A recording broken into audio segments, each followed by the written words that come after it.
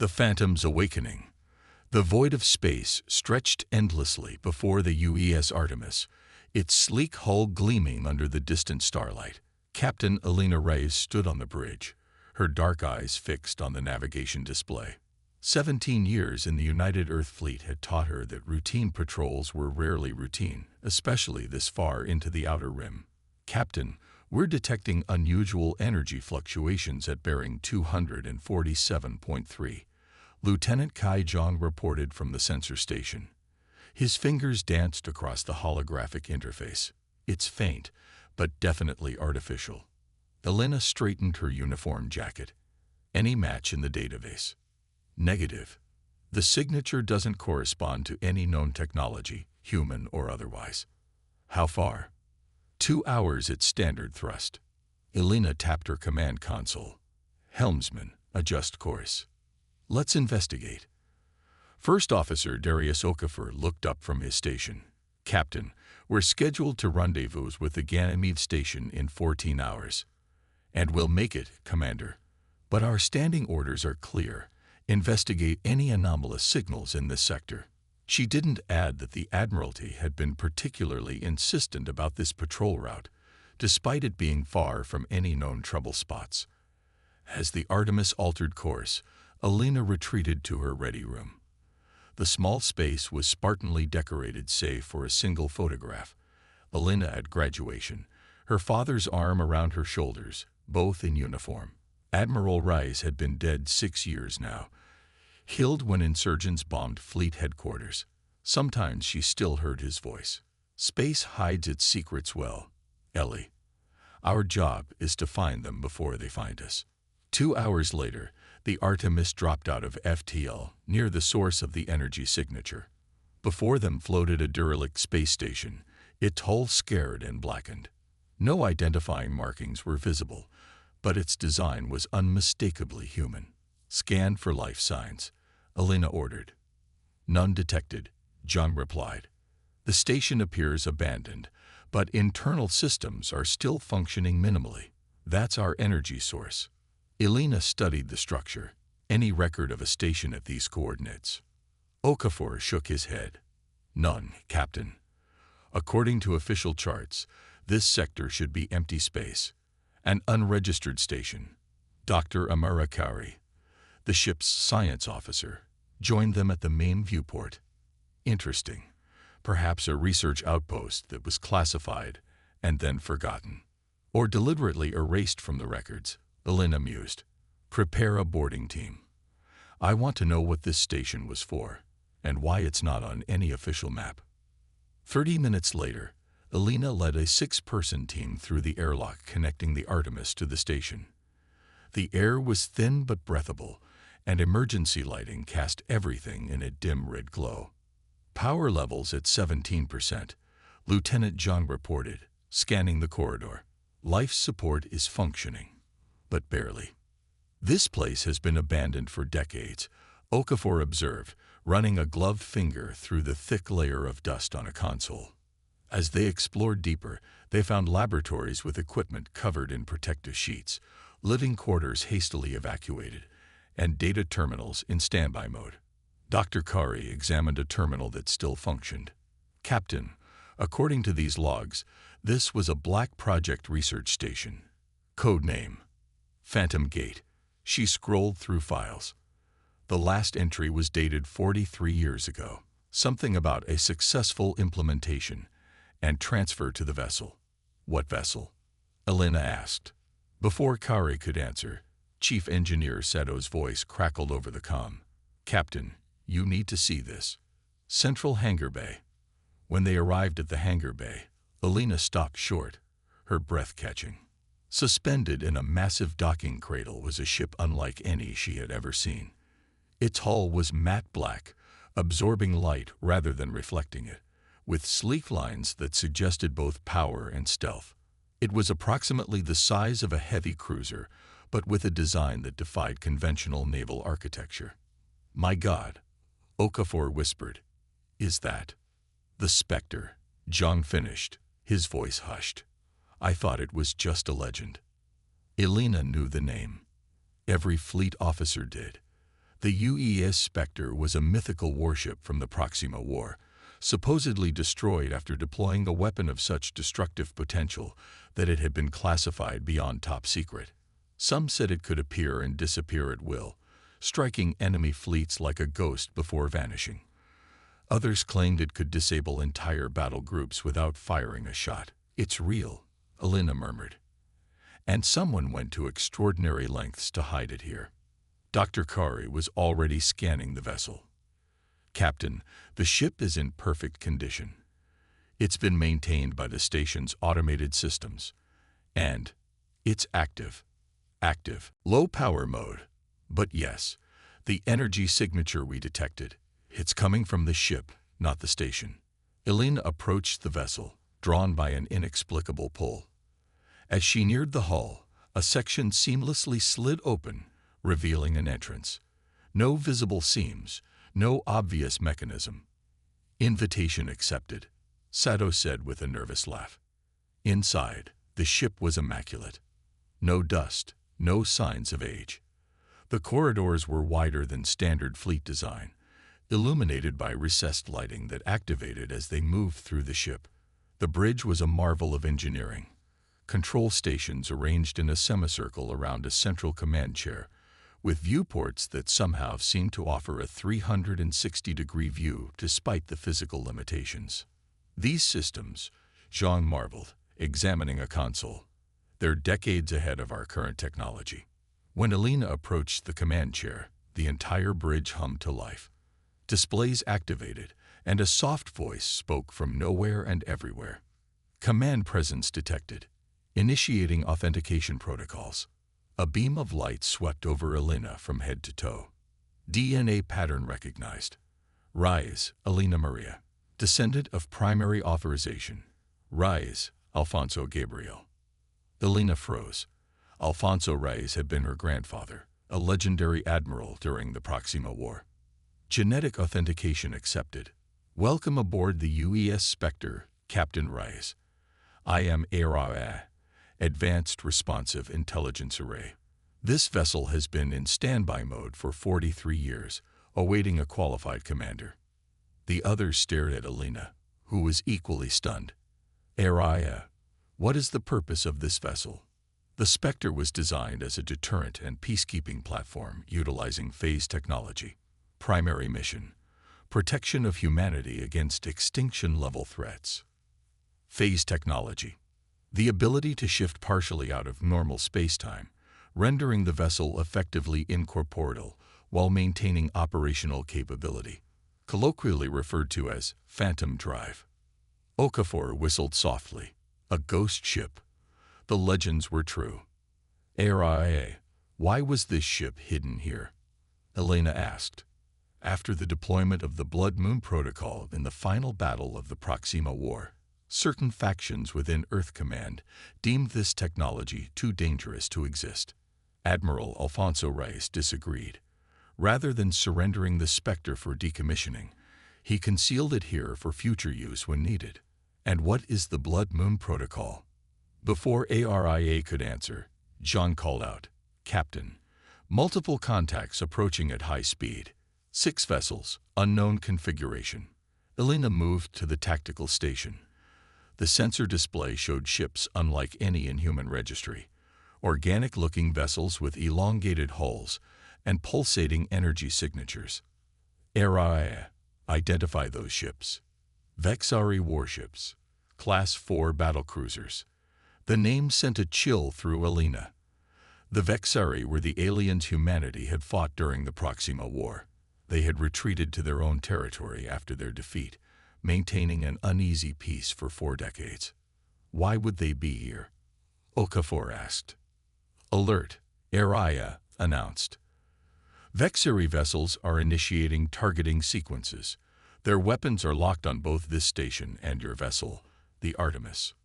Elena made a split-second decision. "Can this ship be operated with our crew?" Affirmative. The Specter was designed for a standard crew of 30, but can be operated by as few as 6 with my assistance. HFY, power up all systems. Prepare for immediate departure. She activated her comm. Artemis, this is Captain Reyes. Evacuate all personnel to our current location immediately. Priority Alpha. Captain, Okafor said quietly. You're commandeering an unauthorized vessel. I'm preserving my crew, Commander. If those are really Vexeri ships, the Artemis doesn't stand a chance. She met his gaze steadily. Besides, this ship was my grandfather's legacy. It was meant for a Reyes to command. 15 minutes later, the entire crew of the Artemis, 27 officers and enlisted personnel, had transferred to the Specter. They had barely finished boarding when the Vexeri opened fire. The station shuddered as energy weapons poured into it. Through the viewports, they watched as the Artemis broke apart under the alien barrage. "ARIA, get us out of here," Elena ordered, taking the command chair. Initiating Phantom Drive. The ship vibrated with power, and the lights dimmed momentarily. Outside, the blackness of space seemed to bend around them, stars blurring as if viewed through flowing water. The Specter's hull began to glow with a deep crimson light.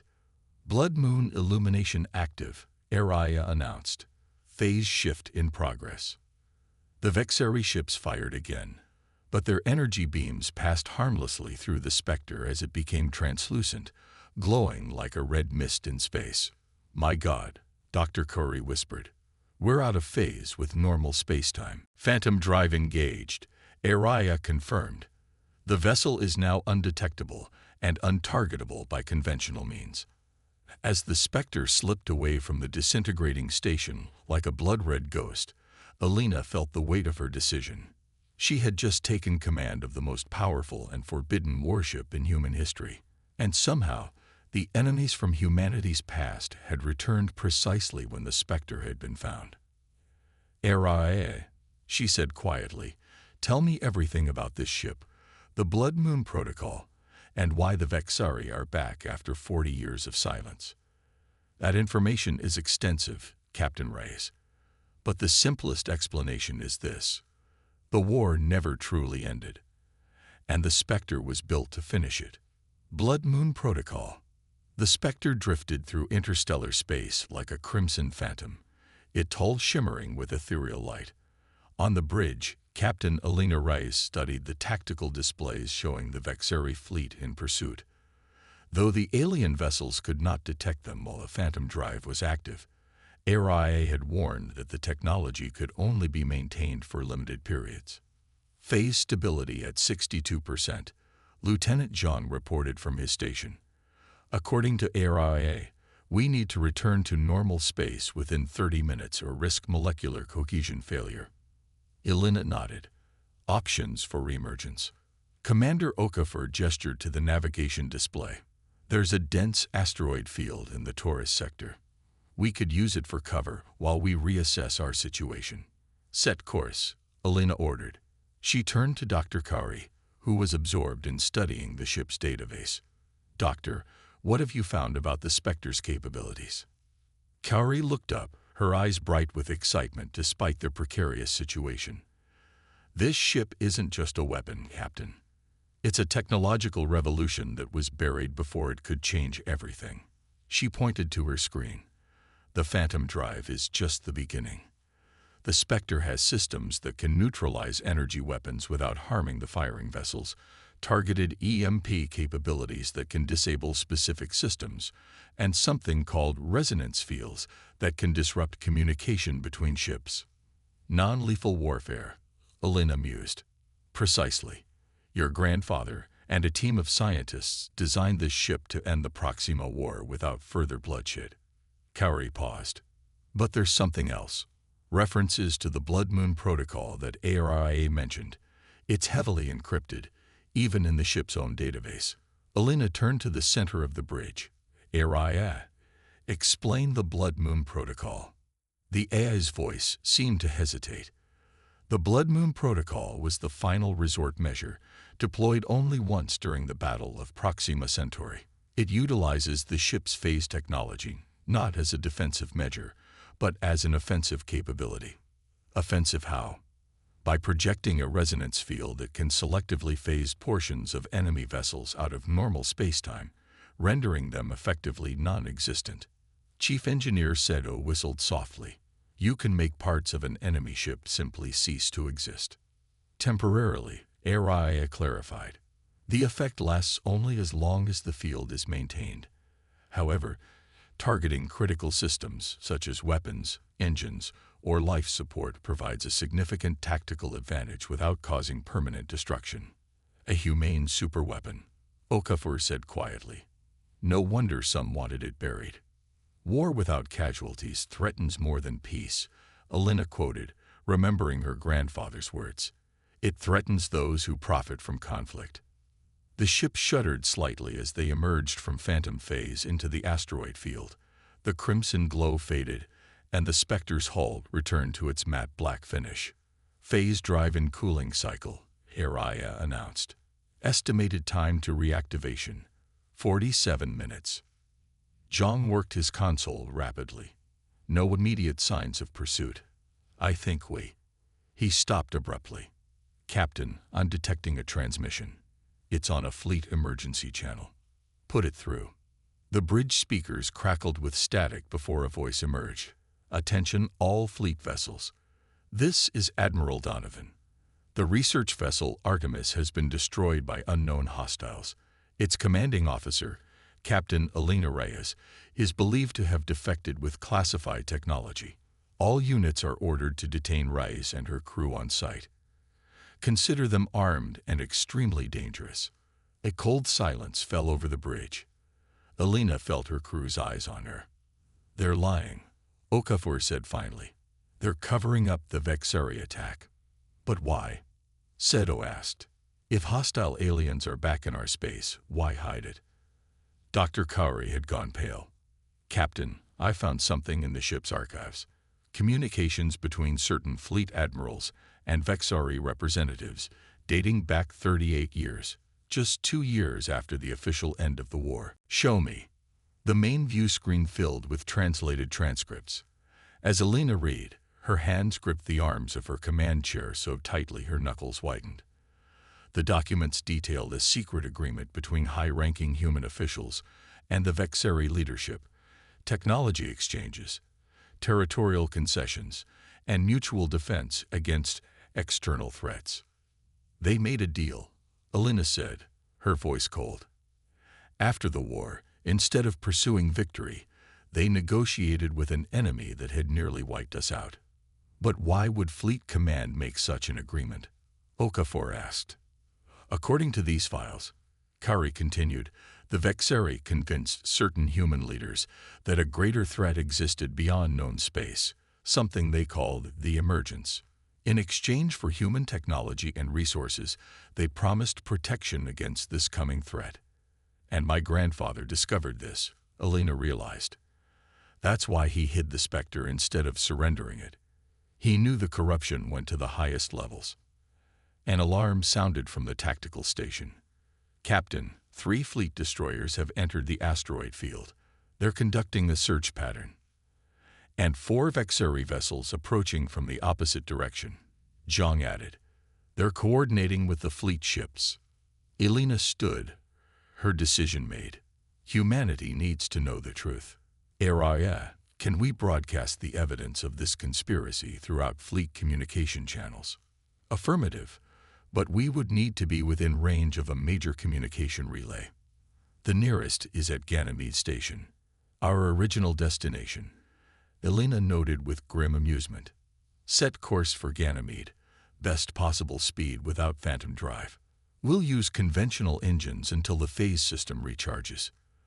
The Specter weaved through the asteroid field, its advanced propulsion systems allowing maneuverability that would be impossible for standard fleet vessels. Still, the pursuing ships were closing in from both sides.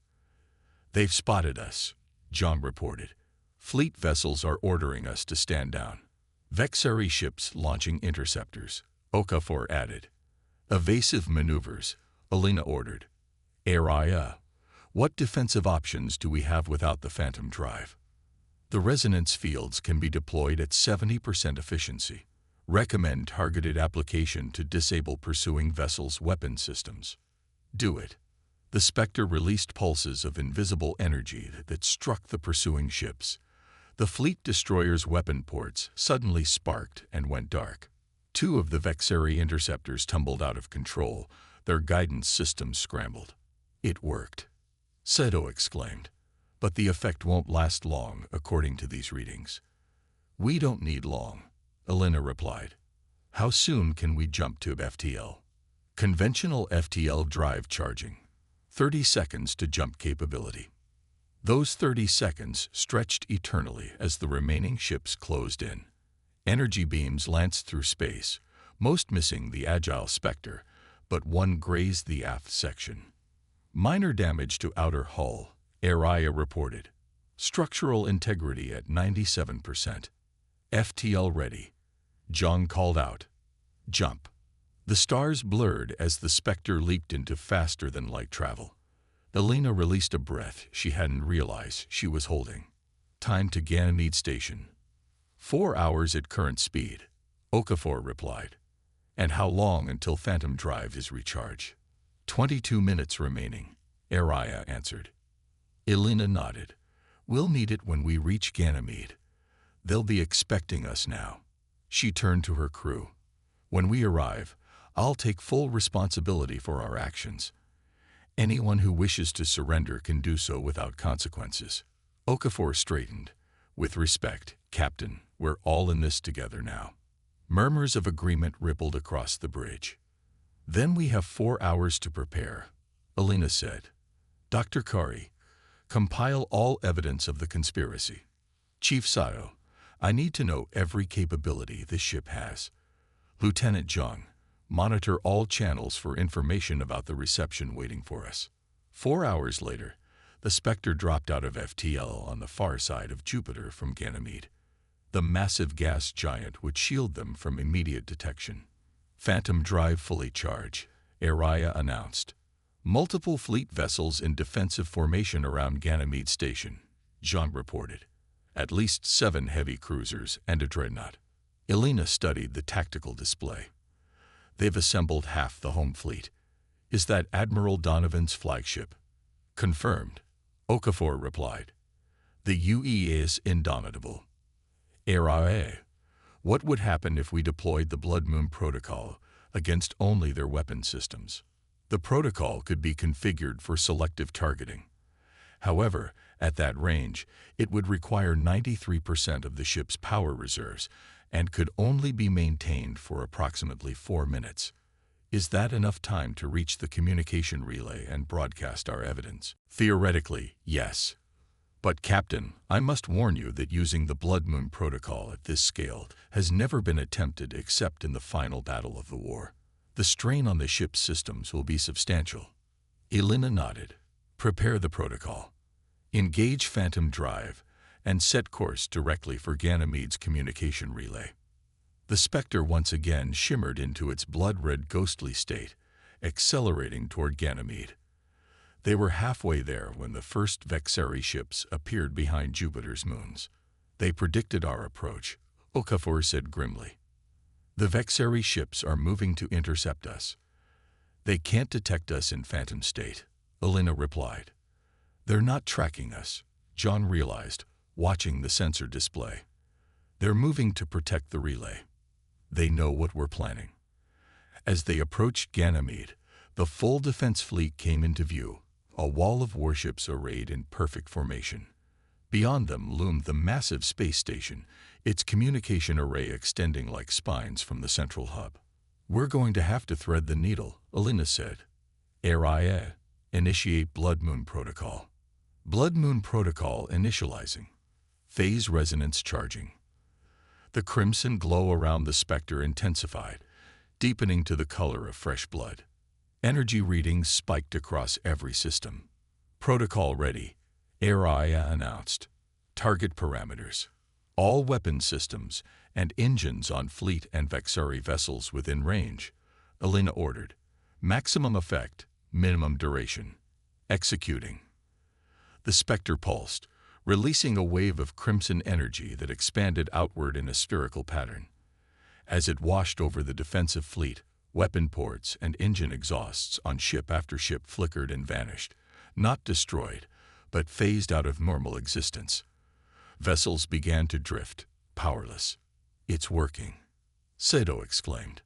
"Maintain course for the relay," Alina ordered. "Dr. Kari, prepare to broadcast on my mark." The Specter flew through the disabled fleet like a ghost through a graveyard. Only the dreadnought Indomitable seemed partially resistant, its auxiliary systems still functioning. "Admiral Donovan is hailing us," John reported. On screen, the weathered face of Admiral Donovan appeared, his expression a mixture of rage and fear. "Captain Reyes, stand down immediately. You have no idea what you're interfering with." "I know exactly what I'm interfering with, Admiral," Alina replied evenly. "A conspiracy against humanity. A deal with an enemy that cost millions of lives during the war. The emergence is real, Reyes. The Vexari weren't lying about that. Something is coming, something worse than you can imagine. We need their technology and alliance to survive it. At the cost of our sovereignty, our principles, the truth. Sometimes principles are a luxury we cannot afford." Alina leaned forward. "My grandfather didn't believe that. He believed humanity deserves to know when its leaders have betrayed them." She cut the transmission. "Dr. Kari, now, broadcasting on all channels," Kari confirmed. "The evidence is going out system-wide. No one can stop it now." On the Indomitable, Admiral Donovan watched helplessly as decades of careful planning unraveled. Beside him, a figure stepped from the shadows, humanoid but clearly alien, with iridescent skin and elongated features. "This is unfortunate," the Vexari ambassador said. "The agreement is compromised." "We can contain this," Donovan insisted. "Discredit her, claim the evidence is fabricated. Perhaps. But the Specter's existence cannot be denied now." The alien's eyes narrowed. "Your Admiral Reyes was more troublesome than anticipated, even beyond death. Now his descendant continues his work." Aboard the Specter, alarms suddenly blared. "Blood Moon Protocol at critical levels," Araya warned. "System overload imminent." The ship shuddered violently. Consoles sparked, and a crimson glow began to flicker. "Disengage the protocol," Alina ordered. Attempting to comply. System not responding. Chief Sato rushed between engineering stations. "The resonance field has become self-sustaining. It's feeding back into our own systems." "Captain." Araya's voice had changed, becoming deeper, more human. "Emergency Protocol Omega activated. This contingency was programmed by Admiral Alfonso Reyes." A holographic figure materialized on the bridge. An elderly man in an admiral's uniform, with Alina's same determined eyes. "If you're seeing this message," the hologram of Alfonso Reyes said, "then the Specter has been found, and the Blood Moon Protocol has been activated at full capacity. The ship was never meant to use this power more than once.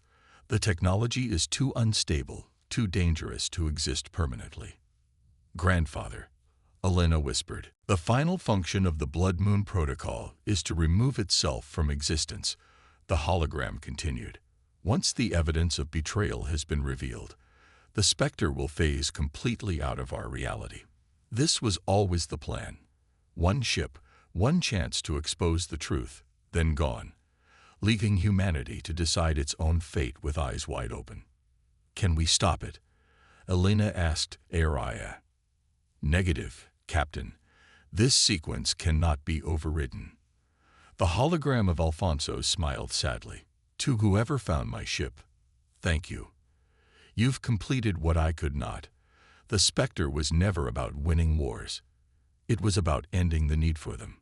"Phase shift accelerating," Araya announced. "Complete dimensional transition in 30 seconds. Alina turned to her crew. "It seems we've done what we came to do." She stood tall. "It has been my honor to serve with you all." "The honor was ours, Captain," Okafor replied solemnly. As the Specter's crimson glow intensified to blinding brilliance, fleet and civilian sensors throughout the solar system recorded the final moments. The legendary ghost ship flared like a blood-red star, its light briefly illuminating every vessel and station near Ganymede, before fading from existence entirely. In its wake, it left no debris, no radiation signature, only the truth, spreading unstoppably through communication channels across human space. The conspiracy exposed, the hidden alliance revealed. Humanity would face whatever came next with clear eyes and united purpose. The Specter, like any true phantom, had done its work and vanished into legend once more. But Alina Rice and her crew had ensured that its legacy would endure far longer than its brief return to reality. A legacy not of war, but of truth. Throughout human space, the story would be told of the Forbidden Warship that rose again when needed most, its blood-red ghost form striking not to destroy, but to illuminate.